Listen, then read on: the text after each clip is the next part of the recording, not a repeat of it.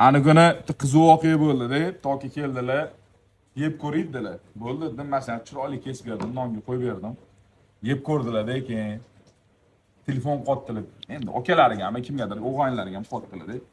Mazasi qanaqa ekan deyapti, nariyo telefon deyapti. Salaga o'xshagan deyaptilar-da. Oh, domla, salaga o'xshagan yoki salami desa g'alati bo'laman-da.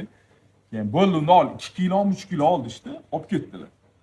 Nimaga bunaqa deyapman? Salaga o'xshatmanglar. Bu o'zi kurduk deb aytiladi. Men sal tilim kelmagan bo'lishi mumkin. Kurduk deb aytiladi bu. Dudulangan kurduk, kapchonli kurduk deb aytiladi.